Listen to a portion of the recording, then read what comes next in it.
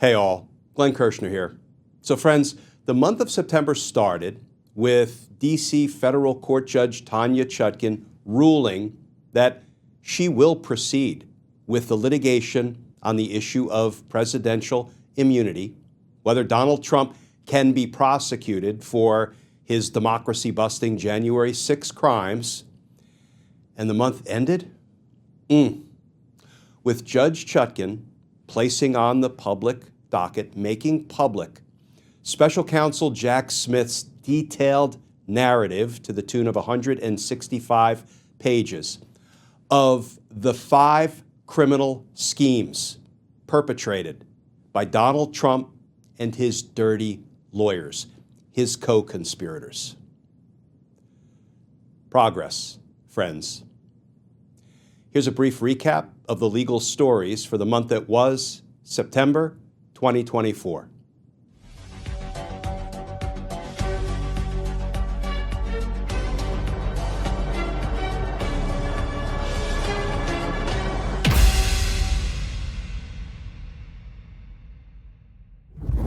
Friends, here's a brief recap of the legal stories for the month that was August 2024. Well, friends, it looks like accountability is bearing down with a vengeance on Rudy Giuliani.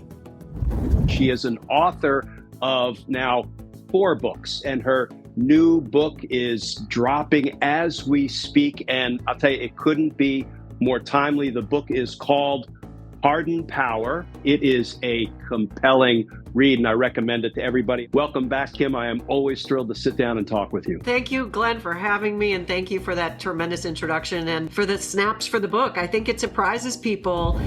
So, friends, do you think Donald Trump will ever stop confessing to his crimes? In his speeches, in his posts, in his media interviews? And are these statements admissible against him in court? Take it from this old prosecutor. You're damn right they are. So friends, Donald Trump and his lawyers just found themselves on the receiving end of what I think can fairly be characterized as a judicial smackdown from a federal judge in New York. So friends, I was in federal court in Washington, D.C. today, my old stomping grounds, for what was the first status hearing in Donald Trump's criminal case before Judge Tanya Chutkan since the Supreme Court ruled that official acts of a president enjoy immunity from prosecution. And the case was returned to Judge Chutkan to decide, okay, which of Donald Trump's crimes were official acts and which were not. And let me tell you, sitting in that courtroom for a little over an hour today, things did not go well for Donald Trump and his lawyers. So friends, are you ready? Ready to see the evidence of the crimes Donald Trump committed on and around January 6th to try to steal a presidential election? Me too. Okay, friends. This one's a bitter pill. Donald Trump's sentencing in his New York case on his 34 felony convictions has been postponed from September 18th until November 26th. That's right, after the upcoming presidential election.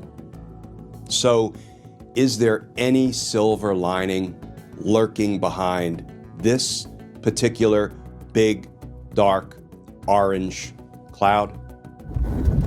Now, please enjoy the second and final installment of my interview with Professor Kim Whaley. I think what you're talking about too, and we'll probably get to this, is the immunity case as well, right? So friends, after fabricating and spreading the big lie, inciting violence on January 6th, 2021, and refusing to call off the attack he launched while it raged on. After all of that, must we again allow the big liar to tell the same lie in advance of the upcoming election? plainly urging people to violence again? I mean, does free speech really mean that we have to let the big liar perpetrate a second January 6th?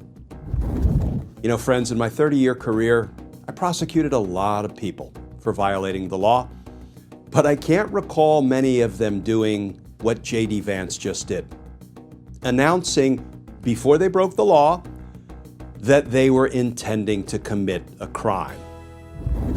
Well, friends, finally, at long last, Donald Trump has done something that's brought us all together, united us, because pretty much everyone agrees, including some at Fox News, that Donald Trump lost the debate.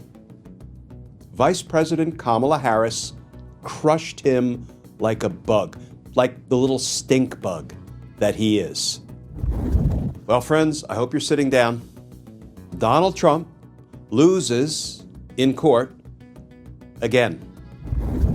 So, friends, Georgia State Court Judge Scott McAfee just dismissed two of the criminal charges against Donald Trump in Trump's Georgia State case. But let's not bury the lead. Judge McAfee upheld the main charge, the RICO charge. And therefore, down in Georgia, Donald Trump is still facing 8 criminal charges and decades in prison. Happy Friday, friends. Well, friends, Donald Trump is, again, endangering the lives of folks right here in America, telling reckless lies.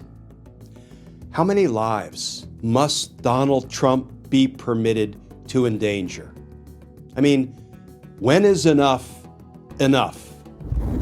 So, friends, what a federal judge just said about Rudy Giuliani pretty much sums up the man.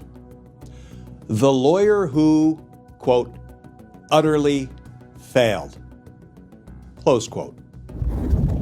Okay, friends, are you sitting down?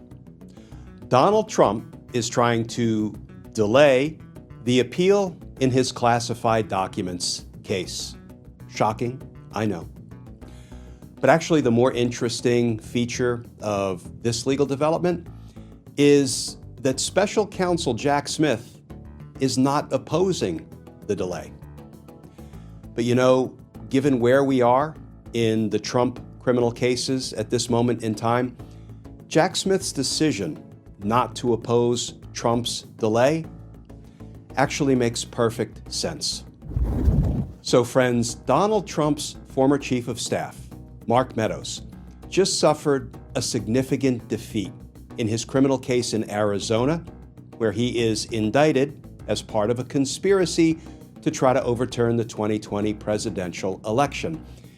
And this defeat is pretty bad for Mark Meadows, but it may also prove to be extremely damaging to Donald Trump in his prosecution in Washington, D.C. So, friends, the continued knowing and intentional lies told by Donald Trump and J.D. Vance endanger everyone in small-town America, in Springfield, Ohio, and beyond. So, friends, when it comes to incriminating evidence, the single most damaging witness to Donald Trump continues to be Donald Trump. So, friends, Donald Trump's lawyers just filed a lengthy brief in Trump's federal case in Washington, D.C., trying to stop Special Counsel Jack Smith from filing his brief on September 26th, disclosing the evidence of all of Trump's crimes and conduct in connection with his efforts to overturn the results of the 2020 presidential election. But I have to tell you, friends, I don't think there is anything that will stop this evidentiary train from rolling. So, friends, 180 is the number of the day.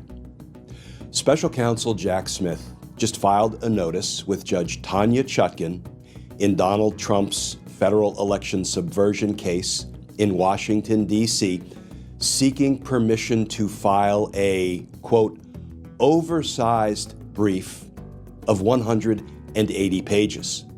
Why? Well, because Jack Smith says that's how many pages he's going to need to reveal all of the evidence of Donald Trump's January 6th crimes. So friends, recall that just a few days ago, Special Counsel Jack Smith sought permission of Judge Tanya Chutkan to file a, quote, oversized motion, 180 pages, detailing all of Donald Trump's January 6th crimes so that Judge Chutkan could do what the Supreme Court told her to do: consider all of the evidence and rule as to whether Donald Trump's crimes were official presidential conduct, such that he can't be prosecuted for it, or not official presidential conduct, such that he has no immunity. He can be prosecuted for it. And after Jack Smith made that request to file the oversized brief, Donald Trump's lawyers threw a fit in the form of a court filing saying, what? Election interference. Well, Judge Tanya Chutkan just granted Jack Smith's motion to file this oversized brief, and it looks like it now will be filed on September 26th. So friends, today I had the opportunity, and I would say the honor, of testifying before Congress. I was asked to testify about Donald Trump's democracy busting Project 2025. Well, friends, Rudy Giuliani disbarred again. Why? Because justice matters. So friends, karma hangs heavy in the air. Why do I say that? Well, given two deadlines that Judge Tanya Chutkan just set in Donald Trump's federal election interference case in Washington, D.C., it now looks like we may see the evidence of Donald Trump's January 6th crimes as early as October 2nd. So friends, a few days ago, I got to testify before Congress. Specifically, I appeared before Jim Jordan's Weaponization of Government Committee. And I want to talk about one representative in particular who was so nasty and so cowardly and so disrespectful, and it wasn't even Jim Jordan. So friends, we may end up seeing a motion filed to remove Judge Aileen Cannon, federal judge down in Florida, from a case involving Donald Trump. But it's not exactly the case we thought. So friends, Donald Trump is now suggesting that America's alleged crime problem could be solved if law enforcement would only engage in, quote, one really violent day, close quote. Let's talk about that, because justice matters.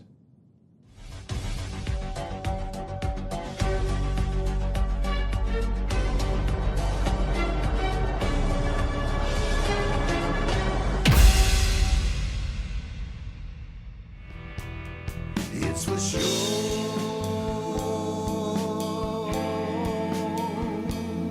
Justice matters.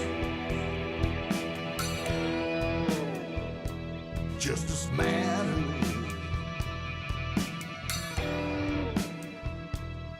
Justice matters.